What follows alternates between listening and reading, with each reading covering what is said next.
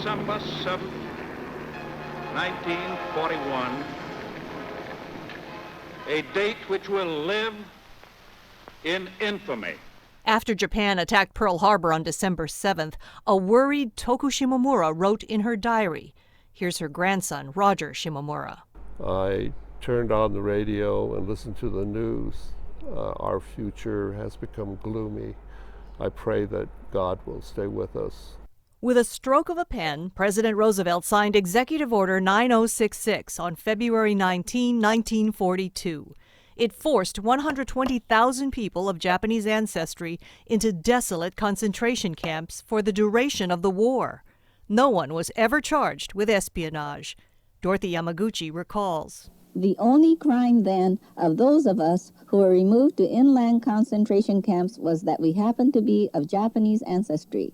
If a person was 1/16 or more Japanese, he was condemned to prison. The very first to be forced out of their homes, 276 people on Bainbridge Island. I was surprised. Kei Sakai Nakao was 22 years old. They had 6 days to sell their things. Each person could bring just one suitcase.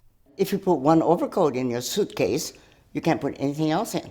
So whatever you could wear, wear it.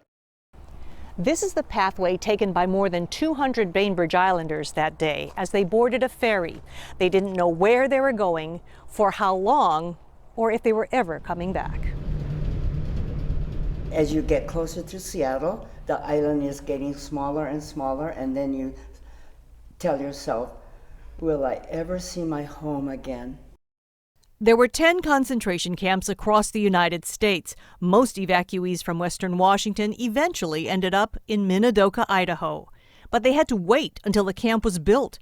Evacuees spent 6 months at the Puyallup Fairgrounds, living under the grandstands or in horse stalls. A PI reporter called it Camp Harmony. When they went into the horse stalls, it had all just been whitewashed. So there was straw and bugs and spiders that were sticking to the walls. And I was told I couldn't take any animals. I said, well, who's going to take care of Fluffy? And so my mother said she would buy enough food so that someone could take care of Fluffy for me. And I never saw Fluffy again. This was someone who was 6 years old, having to live in a horse stall after stuffing her own mattress with straw. The first train ride in my life was to Camp Minidoka in Idaho.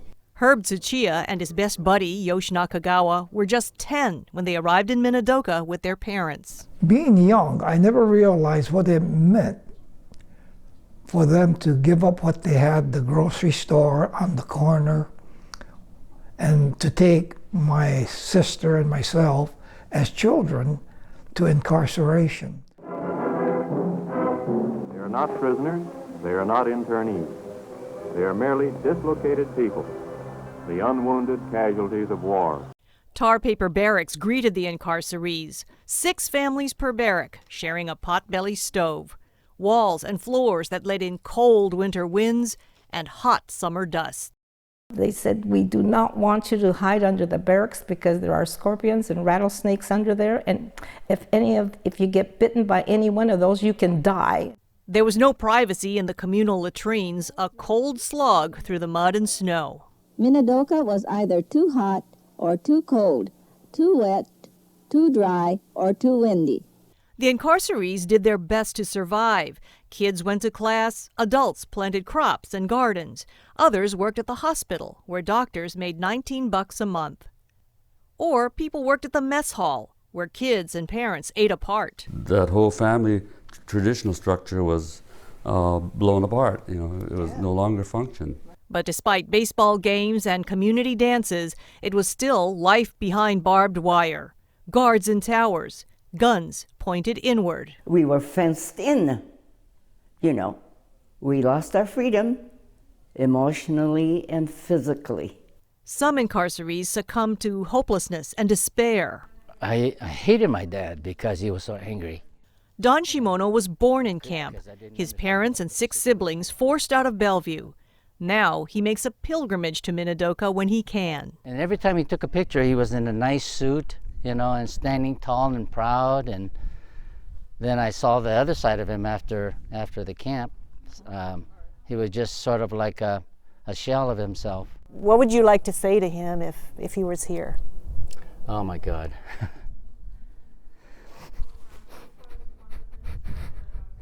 When I went to his funeral, I sat there and I talked to him, and I thanked him for everything, all the suffering that he had to go through and all the pain that he had to go through to make us survive. In one of the great wartime ironies, nearly 1,000 young men at Minidoka volunteered for the U.S. Army, the most of any of the camps. My mother had 4 sons that were serving in combat military during that time period.